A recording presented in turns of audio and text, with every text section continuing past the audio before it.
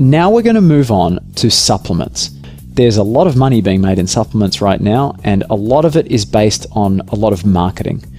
And the reason it's based on marketing is because, generally speaking, in some circumstances, certain supplements are very, very difficult to prove that they have an effect. So what that means is there's a lot of, for example, implied, suggestive kinds of comments around certain supplements. They might develop a bit of a following, and all of a sudden, you know, they're the top selling thing coming off the shelf at a rate that you would never believe. Now, those kind of supplements I'm really not a fan of at all. And so I want to let you know that what I'm going to be talking about are supplements that have been proven in research and in studies to actually definitely have a good effect on you. I really want to let you know that it's very, very important to always share your decisions, your choices, and your plans to take any kind of supplement whatsoever with your healthcare professional, whether that's your doctor, your pharmacist, probably best to share it with both, and anybody else who's professionally taking care of your health. Now, the first supplement I'm going to talk about is PAGG. Now, this may be something you've heard of. You might never have heard of it. Sounds kind of funny. A lot of people call it PAG. I call it PAGG because it makes it clear what I'm talking about. But PAGG was basically a combination of supplements that was put together by the author of the book that I mentioned earlier on, the book that actually helped me kind of really find a new healthy lifestyle. And what he did was he took these different supplements based on a lot of his research, and he looked at how they acted on the body. And, you know, he spent countless hours researching this and figuring out this unique combination. He then tested it on quite a lot of people, and he did some pretty controlled tests. So he decided that the results of his tests clearly showed that PAGG can increase the rate of fat loss. And it does this in very natural ways, in fact. It really is completely different to any other diet pill or diet supplement or anything like that, any kind of fat burner you've heard of, and all those horrible things I'm going to mention later on. But what he did was he put together 4 supplements, and that's the PAGG, and he basically created this combination which works together. All of these different supplements kind of work in similar ways, so when you put them together, they have a really big impact. So those 4 supplements are garlic, green tea extract that's decaffeinated, alpha-lipoic acid, and polycosanol. Now, these 4 all work, like I said, in concert together. And for example, garlic may help you stop regaining any fat. So that's a really great thing. At the same time as garlic doing that, green tea has a range of effects, and all of them help you burn more fat, and they can also help inhibit the storage of carbohydrates in your fat cells and promote the storage of that carbohydrate energy into your muscle cells. So that's one really great thing that green tea extract can do for you. Alpha-lipoic acid is a natural antioxidant, and it actually naturally occurs in the beans that you're eating at the moment, but supplementing with a higher dose of alpha-lipoic acid just means that its effect is greater. Now, there's a few things that it can do. As an antioxidant, it can help you get rid of some of the stored heavy metals in your body, which is a really fantastic thing. But the other thing is that it actually can almost act like insulin on your muscle cells, which means that you'll have a tendency to store more calories in your muscles and less, therefore, in your fat. Now, this is a process that we call nutrient partitioning. And what that means is that if you have 10 units of energy, some people are set so that 5 units go to your muscle cells and 5 units go to your fat cells. But other people might be set so that 2 units go to the muscle cells and 8 units go to the fat cells. Now, this is basically based on genetics, and so you don't have a lot of control around that. But alpha-lipoic acid is one thing that can help more of those nutrients go to the muscle cells and less to the fat. And by the way, weight training is another thing that can help nutrient partitioning. Now, polycosanol is, again, a natural product. It's derived from beeswax, and there's some preliminary research around that shows it may help with cholesterol, it may help reduce bad cholesterol, it may help increase good cholesterol, and it may help lower total cholesterol. Now, I say may because the studies at the moment are quite new. There haven't been a lot done. But one observation that was made by that book author was that when he included this only with the nighttime dose of PAGG, it actually contributed to lower body fat. And so that was an interesting effect, and he felt that that was a significant enough effect to actually include it in this combination of supplements. One important thing to know is that you really need to make sure that your vitamin B levels are at a good level if you're going to be taking PAGG. So generally speaking, it's a good idea to not only be taking a multivitamin, but also potentially taking a vitamin B supplement as well as the PAGG. Now, always consult with your doctor if you have any kind of medical condition or if you're taking any kind of medication at the moment. And one important thing to know on that note about green tea extract is it should definitely be avoided if you're on any kind of cancer treatment whatsoever. Now, do be especially careful if you're using blood thinning medications, because this combination can have an effect on blood pressure and that kind of thing, and that could result in not a great result for you. Now, if you're pregnant or breastfeeding, definitely avoid this supplement. It changes some certain things in your body, which it's just best not to be messing around with when you're pregnant or breastfeeding. Now, PAGG, you can take it in a variety of different ways. You can buy the separate supplements, for example, online. You might buy them from a vitamin shop online, or you might buy them from Amazon, for example. Pretty easy to find. But that does mean you'll be taking quite a lot of tablets or capsules or caplets or whatever over the course of a day. Now, I definitely recommend, no matter how you do it, I recommend that you take a capsule, not a tablet, and not a caplet, because they're better, generally speaking, in quality. They protect what's inside them better, and also they can absorb better into your body.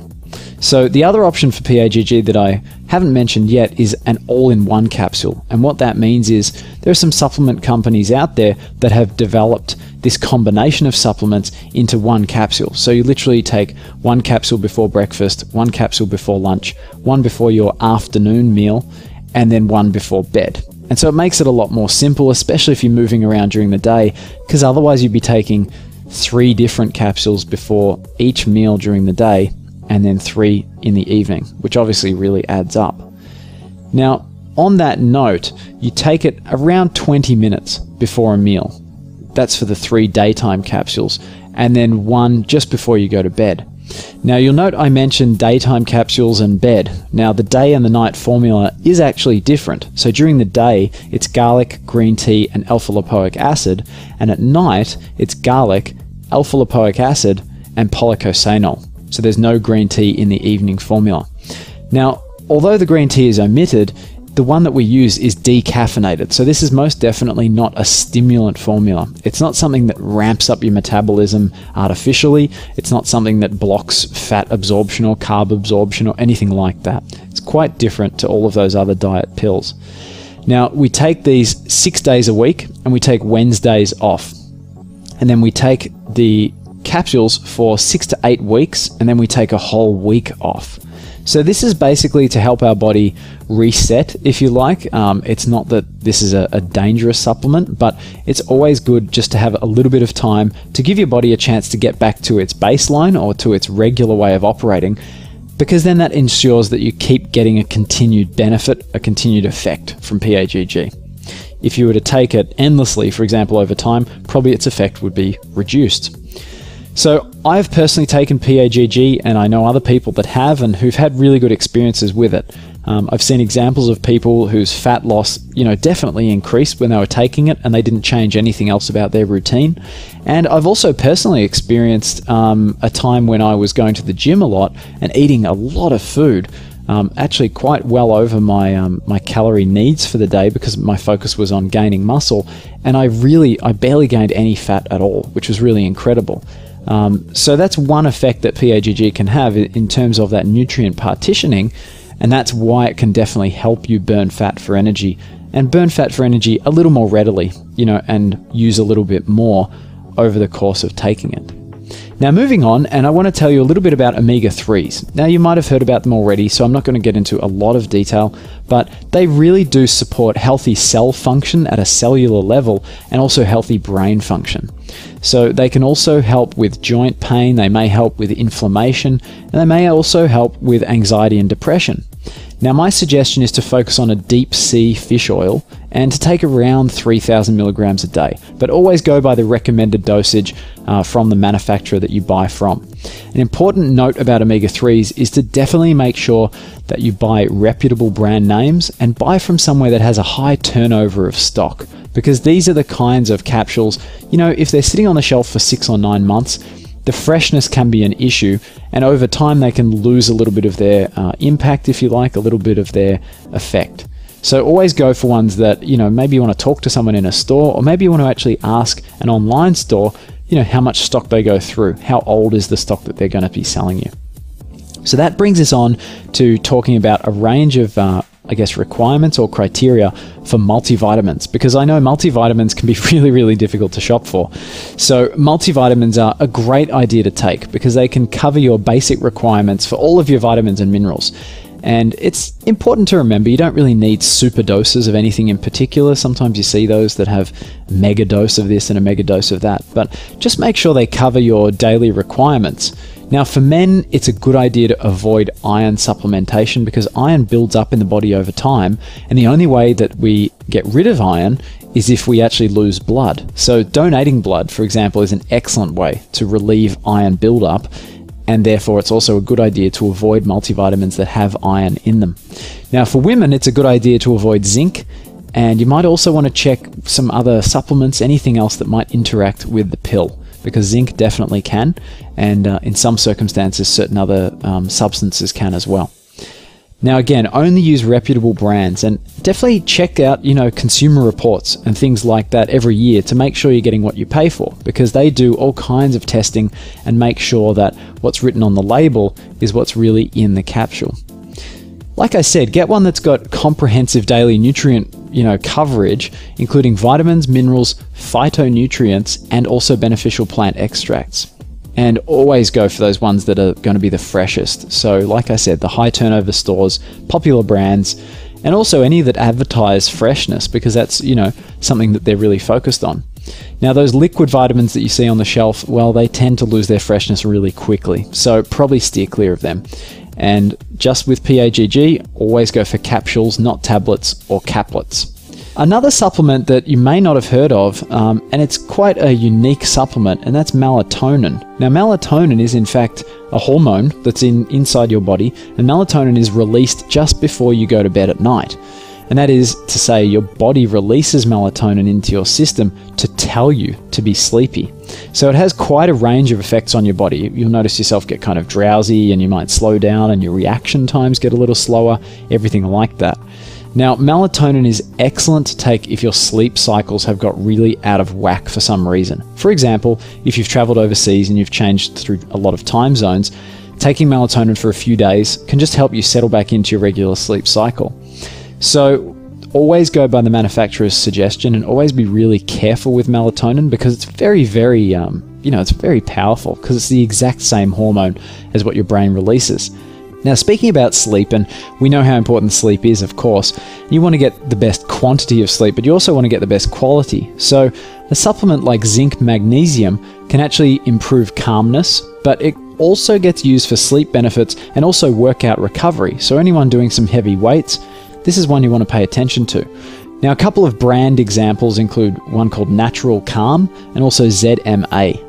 So always look for I guess on that little technical panel, look for the ingredients that end in ATE, not ones that have an oxide in the name. If you find one that's a blend of both, that's okay, but what you really want to be looking at is those ones that end in ATE. Now, something that isn't necessarily a supplement, but it's a natural food, and that's ginger. Now, ginger, in fact, has a very, very strong effect on the body. And, you know, I consider ginger to be right up there with cinnamon as well, because cinnamon, likewise, has a very, very strong effect on the body. And in fact, you know, we've mentioned cinnamon, you don't want to use too much of it because it can actually thin your blood. Well, with ginger, the effects it has are quite widespread around the body and quite beneficial. So you can use ginger, for example, for nausea. It's really fantastic to settle the stomach and also those kind of nauseating feelings that you might have in your head. So people do use it for those kinds of things, but you can also use it to increase your peripheral, and that is your extremities, the circulation around there. So you'll feel a little bit more warmth because there'll be a little bit more blood flowing through your hands and your feet.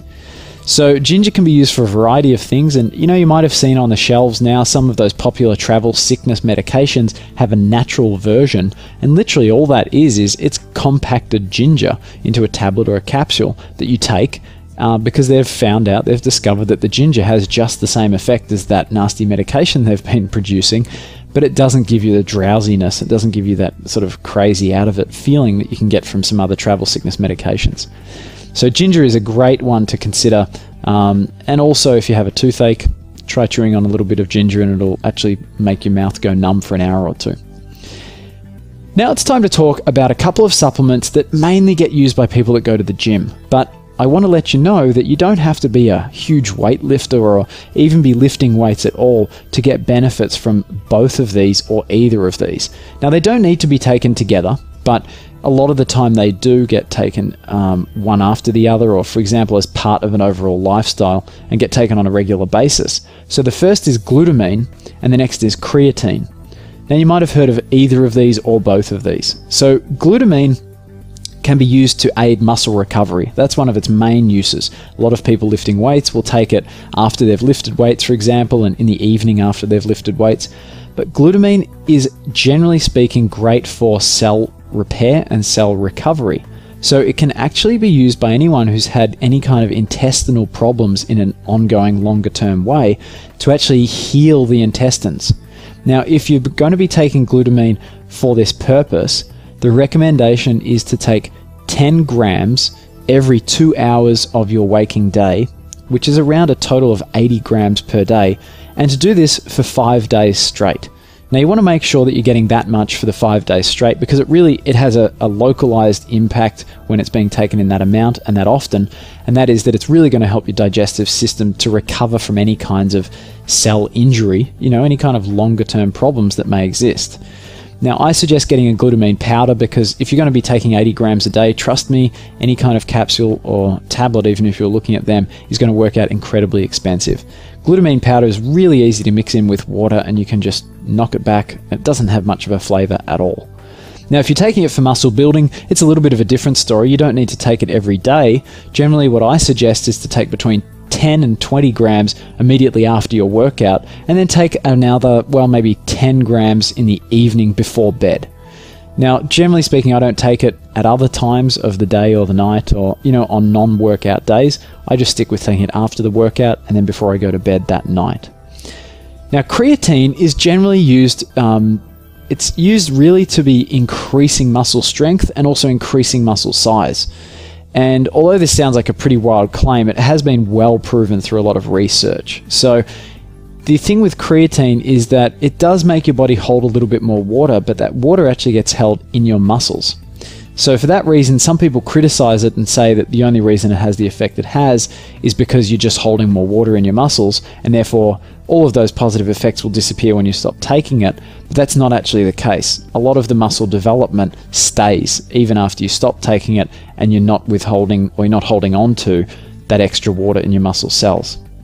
Creatine may also be useful in other conditions, and by conditions I'm talking about ailments, long-term chronic ailments of the brain.